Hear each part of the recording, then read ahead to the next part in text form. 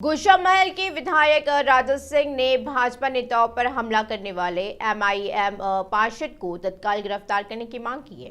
भाजपा के विधायक राजा सिंह ने सरकार को इस बात की चेतावनी दी है कि अगर 24 घंटे के अंदर पार्षद की गिरफ्तारी नहीं हुई है तो इसके गंभीर परिणाम होंगे और उन्होंने आरोप लगाया कि वहां मौजूद पुलिस अधिकारियों ने नहीं रोका बल्कि बीजेपी नेताओं को धक्का देकर थाने लेके गए। राजा सिंह ने सरकार से पूछा है कि क्या ये शांति सुरक्षा बनाए रखने का तरीका है। विधायक राजा सिंह ने मांग की है कि काला पत्थर में जब भाजपा नेताओं पर हमला हुआ तब इंस्पेक्टर मौजूद थे। राजा सिंह गुस्से में था और पूछ रहा था कि पुराने शहर में कानून व्यवस्था है या एमआईएम के गुंडे राज। गुरुवार को पुराने शहर की काला पत्थर में उस समय हल्का तनाव व्याप्त हो गया जब भाजपा कार्यकर्ताओं ने एमआईएम के स्थानीय पार्टी कार्यकर्ताओं के खिलाफ कार्रवाई की मांग को लेकर थाने पर धरना दिया। एआईएमआईएम क्षेत्र के नगर सेवक और पार्टी कार्यकर्ताओं द्वारा काला पत्थर पुलिस स्टेशन के पास मोची कॉलोनी में भाजपा द्वारा आयोजित नुक्कड़ जनसभा पर कथित रूप से आपत्ति जताने के बाद विवाद खड़ा हो गया। एमआईएम कार्यकर्ताओं पर सभा रोकने और हमले करने का आरोप लगाते हुए भाजपा समर्थक थाने पहुंचे और सड़क पर धरना देकर नारेबाजी की और पुलिस अतिरिक्त बल के साथ मौके पर पहुंची और प्रदर्शनकारियों को तीतर बितर किया। मोची कॉलोनी में आयोजित भाजपा की जनसभा पर एमआईएम पार्षद मोहम्मद खादर के हमले के खिलाफ भाजपा कार्यकर्ताओं ने काला पत्थर पुलिस थाने के सामने विरोध प्रदर्शन किया है और पुलिस ने भाजपा नेताओं की शिकायत पर मामला दर्ज कर लिया है। दक्षिण क्षेत्र के डीसीपी साई चैतन्य ने बीजेपी रैंकों के विरोध के कारण काला पत्थर पुलिस स्टेशन का दौरा किया है और भाजपा नेताओं ने पुलिस से एमआईएम पार्षद के खिलाफ कार्रवाई की मांग की है। बीजेपी रैंकों ने शीर्ष पुलिस अधिकारियों से काला पत्थर पीएस एसएचओ के खिलाफ अनुशासनात्मक कार्रवाई करने को कहा है।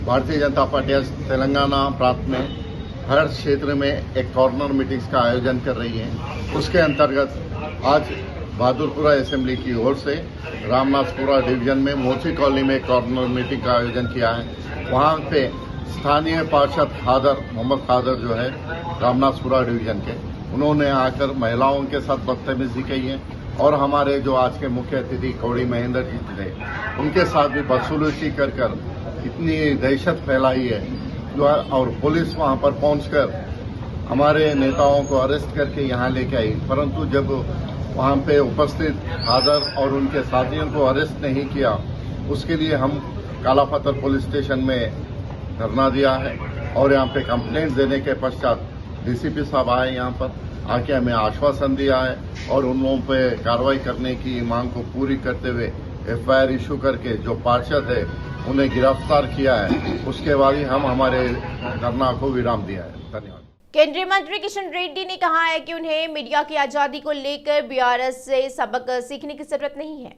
बीबीसी के मामले में भाजपा के व्यवहार संबंधी मंत्री हरीश राव की टिप्पणी का जवाब देते हुए किशन रेड्डी ने कहा कि सभी जानते हैं कि इतिहास किसका है। उन्होंने याद दिलाया कि बीआरएस ने मीडिया को कमजोर करने की कोशिश की है। किशन रेड्डी ने यह पता लगाने का सुझाव दिया है कि अतीत में टीवी चैनलों के प्रसारण पर किसने प्रतिबंध लगाया था। सीएम के जन्मदिन के अवसर पर कार्यकर्ता और विकलांग संगठन के अध्यक्ष वासुदेव रेड्डी ने नेत्रहीनों की पढ़ने के लिए केसीआर की संक्षिप्त जीवनी ब्रेल में छापी है और ब्रेल पुस्तक का अनावरण मंत्री केटीआर ने किया है। मंत्री केटीआर वासुदेव रेड्डी और उनकी टीम ने इस आइडिया की तारीफ करते हुए इसे बेहतरीन बताया और नेत्रहीनों ने एक बार ब्रेल पुस्तक पढ़ी और तो सभी का मन भाव से भर उठा। इस कार्यक्रम में वासुदेव रेड्डी के साथ सांसद वी रविचंद्र और एमएलसी कर्णी प्रभाकर भी शामिल हुए हैं। मंत्री तलसानी ने स्पष्ट किया है कि तेलंगाना में कई भी क्षेत्रीय मतभेद नहीं है। उन्होंने कहा है कि सभी को रोजगार देना उनकी जिम्मेदारी है। उन्होंने कहा है कि कई राजनीतिक दल सत्ता में आते हैं और चले जाते हैं, लेकिन मायने यह रखता है कि कौन सी पार्टी लोगों की सेवा करती है। यूसुफ गुडा स्टेडियम में तेलुगु टेलीविजन और डिजिटल टेक्नीशियन वर्कर्स फेडरेशन द्वारा आयोजित केसीआर जन्मदिन समारोह सिनेमेटोग्राफी और मंत्री तलसानी श्रीनिवास यादव के साथ एफडीसी के अध्यक्ष अनिल कुर्माचलम और वेणुगोपालचारी ने कार्यक्रम में भाग लिया और उन्होंने कहा है कि उनकी सत्ताधारी पार्टी ने गरीबों, मजदूरों और किसानों के लिए कई कल्याणकारी योजनाएं शुरू की हैं। कांग्रेस विधायक जगन रेड्डी ने कहा है कि आगामी चुनाव में कांग्रेस अकेले चुनाव लड़ेगी और पार्टी नेताओं ने कांग्रेस के राज्य मामलों के प्रभारी माणिक ठाकरे के साथ हैदरगुड़ा में एमएलए क्वार्टर में मुलाकात की। पूर्व मंत्री राम रेड्डी, दामोदर रेड्डी, विधायक जगन रेड्डी और एआईसीसी कार्यक्रम क्रियान्वयन समिति के अध्यक्ष माहेश्वर ठाकरे ने कांग्रेस की मजबूती पर चर्चा की है और जग्गा रेड्डी ने कहा है कि उन्होंने चर्चा की है कि बीआरएस और भाजपा से कैसे निपटा जाए और सरकार के खिलाफ लोगों के विरोध को कांग्रेस के पक्ष में कैसे बदला जाए। जग्गा रेड्डी ने स्पष्ट किया है कि गठबंधन पर वेंकट रेड्डी की टिप्पणी से पार्टी को कोई नुकसान नहीं हुआ है। खेल मंत्री श्रीनिवास गौड़ ने कहा है कि वह जल्द ही देश में बेहतर खेल नीति लाएंगे। बिहार के भवन में आयोजित समारोह में मंत्री ने किन्नरा कलाकार मुगिलिया सहित निशानेबाजी एथलीट ईशा सिंह को मकान का प्लॉट भेंट किया है। मंत्री ने प्रशंसा की है कि उन्होंने प्रदेश की प्रतिष्ठा को राष्ट्रीय और अंतर्राष्ट्रीय स्तर पर पहुंचाया है। श्रीनिवास गौड़ ने स्पष्ट किया है कि निखत जरीन को जल्द ही डीएसपी की नौकरी दी जाएगी और मंत्री ने उल्लेख किया है कि हम खिलाड़ियों को तेलंगाना राज्य से अधिक पदक प्राप्त करने के लिए प्रोत्साहित कर रहे हैं। सरकारी सचेतक गुव्वाला बलराजू ने मंत्री श्रीनिवास गौड़ के व्यवहार पर नाराजगी जताई है और खिलाड़ियों को घर के भूखंडों के वितरण के लिए उसे नहीं बुलाने के लिए उसे दोषी ठहराया गया था। सीए शांति कुमारी ने कहा है कि सरकार का सबसे महत्वाकांक्षी नेत्र ज्योति कार्यक्रम मई अंत तक चलेगा और इस कार्यक्रम में लाभार्थियों को निर्धारित चश्मे के वितरण में सावधानी बरतने की सलाह दी जाती है। सीएस ने कांटीवैलम आवास स्थलों के चयन और बंजर भूमि के आवंटन, हरिता हरम आदि मुद्दों पर जिलाधिकारियों के साथ वीडियो कॉन्फ्रेंसिंग की है। शांति कुमारी ने सुझाव दिया है कि गर्मियों की धूप तेज होने के कारण दृष्टि परीक्षण और शिविरों में ताजे पानी की आपूर्ति और छाया के टेंट स्थापित किए जाने चाहिए। प्रदेश में गरीबों के भूमि हक को प्राथमिकता देने के क्रम में नागरिक क्षेत्र में निवासरत व्यक्तियों एवं शासकीय भूमि का निर्वाचन क्षेत्रवार विवरण एकत्रित कर सरकार को तत्काल भिजवाने का आदेश दिया है और उन्होंने कहा कि बंजर भूमि से संबंधित स्वामित्व प्रमाण पत्र जारी करने के लिए जिला स्तरीय समिति में स्वीकृत पासबुक बनाने का कार्य शुरू किया जाए। तेलंगाना के लिए हरिता हरम कार्यक्रम के तहत कलेक्टरों को वर्ष 2023 से 2024 में बड़े पैमाने पर पौधारोपण के लिए तुरंत कार्य योजना तैयार करने का निर्देश दिया है। तेलंगाना में ग्रुप 2 की नौकरियों के लिए आवेदन की अंतिम तिथि खत्म हो गई है और तेलंगाना लोक सेवा आयोग ने बताया कि 783 पदों पर 5,51,943 आवेदन प्राप्त हुए हैं।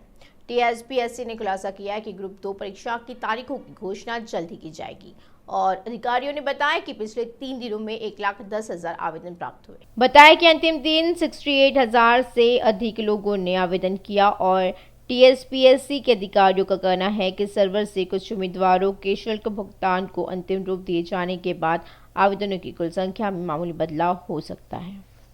स्वास्थ्य निदेशक डॉक्टर श्रीनिवास एक और विवाद में फंस गए। सीएम केसीआर के जन्मदिन के मौके पर सरकारी अस्पतालों में पौधे लगाने वाले मरीजों को फल बांटने का सर्कुलर जारी किया गया और ये काफी विवादास्पद हो गया है। सीएम केसीआर के मेडिकल स्टाफ को उनके जन्मदिन पर फल बांटने के आदेश से कई लोग नाराज हैं और इससे पहले आयुक्त ने चारों अधिकारियों को एक ज्ञापन दिया है कि वे बेलमपल्ली नगर पालिका में मंत्री केटीआर के जन्मदिन में शामिल नहीं हुए। विधायक सुदर्शन रेड्डी के जन्मदिन समारोह में भाग लेने के लिए नरसंपेट नगर आयुक्त का परिपत्र भी उस समय विवादास्पद था। किसरागुट्टा महाशिवरात्रि ब्रह्मोत्सव शुरू हो गया है और महागणपति पूजा के साथ ब्रह्मोत्सव का अंकुरार्पण किया गया है और मंत्री मला रेड्डी ने स्वामी के दर्शन किए और विशेष पूजा की है। आज से 5 दिन तक ब्रह्मोत्सव मनाया जाएगा। जिलाधिकारी अमय कुमार का आदेश पर जिला प्रशासन ने ब्रह्मोत्सव को लेकर सभी तैयारियां कर ली है। विधायक गुड्डे महिपाल रेड्डी ने कहा है कि पाटन चीरू में पहली बार महाशिवरात्रि के उपलक्ष्य में महाशिवरात्रि महाजागरण कार्यक्रम का आयोजन किया जा रहा है और ऐसा कहा जाता है कि भगवान शिव के पहाड़ों 50 फीट शिवलिंगम और 15 फीट ध्यान मुद्रा की मूर्तियों को भगवान शिव के वास्तविक निवास कैलाशगिरी की याद दिलाने के लिए बनाया गया है। प्रसिद्ध फिल्म कला और निर्देशक उदय कुमार के नेतृत्व में तेजी से व्यवस्था की जा रही है और वैदिक प्रमाण मध्यरात्रि 12 बजे महान्यास और अभिषेकम पल्लकी जुलूस पार्वती परमेश्वर कल्याणम और लिंगोद्रव कार्यक्रम करते हैं। रेल पोस्ट गति शक्ति एक्सप्रेस कार्गो सेवा काचीगुडा से शुरू हुई है। भारतीय रेलवे और भारतीय डाक संयुक्त रूप से ग्राहकों के दरवाजे पर पार्सल सेवाएं प्रदान करेंगे और इस सेवा पहली पार्सल ट्रेन काचीगुडा से हजरत निजामुद्दीन जाने के लिए शुरू की गई थी। भारतीय रेलवे और भारतीय डाक ने ग्राहकों को डोर टू डोर पार्सल उपलब्ध कराने के लिए हाथ मिलाया है। घर से पार्सल के लदान के स्थान तक और पार्सल के उतरने के स्थान से ग्राहक के घर तक डाकघर के कर्मचारियों द्वारा सेवा दी जाएगी। एक स्टेशन से दूसरे स्टेशन तक परिवहन का प्रबंधन रेल विभाग द्वारा किया जाता है। रेनीगुंटा में लदी 15 टन कैडबरी चॉकलेट भी इसी ट्रेन से पहुंचाई गई और इस ट्रेन में 6 पार्सल वैन और 6 मिल्क टैंकर जोड़े गए और सप्ताह में 4 बार रेल पोस्ट गति शक्ति एक्सप्रेस कार्गो सेवा रेनीगुंटा से हजरत निजामुद्दीन तक चलती है। यह ट्रेन कांचीगुड़ा, नागपुर, भोपाल और तुगलकाबाद से होकर जाती है। 4 स्टेशनों पर लोडिंग और अनलोडिंग की भी व्यवस्था की गई है।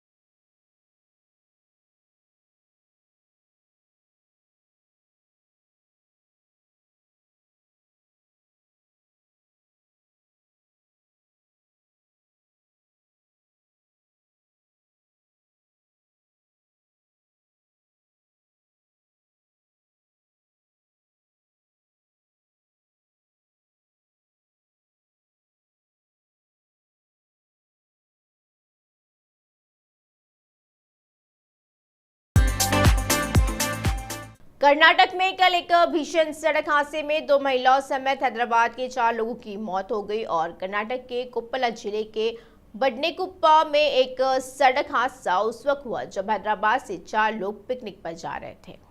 उनके वाहन को एक कार ने टक्कर मार दी थी। इस हादसे में 4 की मौके पर ही मौत हो गई और मृतकों की पहचान हैदराबाद के रहने वाले वेन्नालावर्दी, रूपवती, षणमुखा और विक्रम के रूप में हुई है। पुलिस ने कहा है कि वे प्रकाशन जिले से हैं और हैदराबाद में बस गए हैं। दिल्ली शराब घोटाला मामले में कोर्ट ने आरोपियों को झटका दिया है। अदालत ने समीर महेंद्रू, विजय नायर, अभिषेक बोइनपल्ली, शरद चंद्र रेड्डी और बिनोय बाबू को जमानत देने से इनकार कर दिया। ईडी के अधिकारी इन सभी के खिलाफ एक अहम सबूत पहले ही कोर्ट के सामने रख चुके हैं। दोनों पक्षों की दलीलें सुनने के बाद राउज एवेन्यू कोर्ट ने मनी लॉन्ड्रिंग मामले में अभियुक्तों द्वारा दायर जमानत याचिकाओं को खारिज कर दिया है और इस बीच ईडी और सीबीआई इस मामले में आक्रामकता दिखा रही है। सिलसिलेवार गिरफ्तारियों के साथ मामले की जांच तेज कर दी गई है और इस पृष्ठभूमि में इस मामले की जांच राजनीतिक और व्यापारिक हमलों में एक गर्म विषय बन गई है। हैदराबाद के पुराना पुल के एक बिल्डिंग में भीषण आग लग गई। दमकल की 6 गाड़ियों 6 टैंकरों के साथ दमकल कर्मियों ने 3 घंटे तक कड़ी मशक्कत कर आग पर काबू पाया है। गोदाम का मालिक फरार होने के कारण पुलिस ने मामला दर्ज कर लिया और जांच कर रही है। गर्मी के आगमन से पहले ही शहर में आग की लपटें लोगों को चिंतित कर रही है और आए दिन किसी न किसी जगह पर छोटी छोटी आग लग जाती है और यहाँ वहाँ बड़ी बड़ी आग लग जाती है। और हाल ही में हैदराबाद के एक पुराना पुल में एक बिल्डिंग में आग लग गई और आग मूसी नदी के पास अशोका इंडस्ट्रीज में गोदाम में लगी है। फर्नीचर के गोदाम में भीषण आग लग गई। स्थानीय लोगों ने देखा है कि तुरंत फायर ब्रिगेड को सूचना दी और मौके पर पहुंची दमकल की 6 गाड़ियों 6 टैंकरों के साथ दमकल कर्मियों ने तुरंत 3 घंटे तक कड़ी मशक्कत कर आग पर काबू पा लिया है। कर्मचारियों ने कहा कि भीषण आग के कारण गोदाम की छत ढह गई। बचाव कार्य थोड़ा मुश्किल हो गया और एहतियात के तौर पर अधिकारियों ने गोदाम के आसपास के कॉलोनी के निवासियों को खाली कर दिया और बिजली की आपूर्ति बंद कर दी है। घटनास्थल पर 3 एम्बुलेंस को तैयार रखा गया और अधिकारियों का अनुमान है कि हादसे में संपत्ति का भारी नुकसान हुआ है। आग पर काबू पाने के लिए दमकल कर्मी पॉकलिनर से गोदाम की दीवारों को तोड़ देते हैं और आग के ऊपर उठे घने धुएं के कारण स्थानीय निवासियों को भारी परेशानी का सामना करना पड़ा। कॉलोनियों के निवासियों ने शिकायत की कि सांस लेने में भी दिक्कत हो रही है। कुछ देर तक उसके दमकल कर्मियों से बहस होती रही और उन्होंने अधिकारियों से सवाल किया है कि उन्होंने आबादी के बीच गोदामों की अनुमति कैसे दे दी। पुलिस ने गोदाम मालिक के खिलाफ मामला दर्ज कर लिया है और जांच करी कि पुलिस ने बताया कि मालिक फरार है।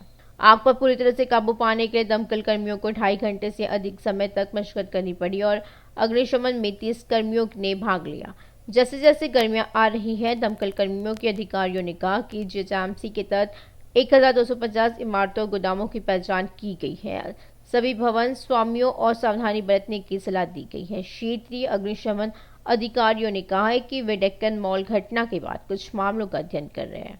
अग्निशमन विभाग के क्षेत्रीय अधिकारी ने बताया कि वे आग से होने वाली दुर्घटनाओं की विशेष समीक्षा कर रहे हैं और एकीकृत व्यवस्था को मजबूत करने के लिए सभी अधिकारी जी तोड़ मेहनत कर रहे हैं। और बताया जाता है कि पुराना पुल में आग मानवीय भूल से लगी है और क्षेत्रीय अग्निशमन अधिकारी पपैया ने खुलासा किया है कि स्थानीय लोगों का कहना है कि कोई भी कर्मचारी अशोक उद्योग में नहीं आया। और बताया जाता है कि स्थानीय लोगों का कहना है कि आग एक व्यक्ति द्वारा सिगरेट पीकर गिरा देने के कारण लगी। पुलिस ने मामला दर्ज कर लिया और जांच कर रही है। पुलिस का कहना है कि अगर फरार मालिक मिल जाता है तो आग लगने की घटना पर स्पष्टता आने का मौका मिलेगा। पुराना पुल है, दुर्गा नगर है, तो आग हमारा डेकोरेशन का काम है। 6-7 लाख का नुकसान हो गया हमारा। और आग कैसे लगे मालूम नहीं, शॉर्ट सर्किट से लगी। बाजू की दुकान से आग लगी है। कितना सामान था पूरा टोटल? सामान कितने का था तुम्हारी दुकान में? सामान 7 लाख तक सामान का नुकसान हो गया हमारा। 7 लाख सब जल गया, कुछ भी नहीं बाकी अभी हमारी इसमें, कुछ भी नहीं, सब जल गया हमारा, कुछ भी नहीं बचा, सब कुछ जल के खाक हो गया। आग लग कैसे लगी वो किसी को मालूम नहीं। हम दूसरे साइड पे थे, भाग के आके आग बुझा दी पानी से। बाद में फायर ब्रिगेड से मारा के फ्लो क्लीन कर दिए। क्या नाम है? मेरा नाम बिरादर अर्जुन है। ओनर का नाम क्या है? ओनर का नाम ज्ञानेश्वर मोरे, मेरे काका ही है।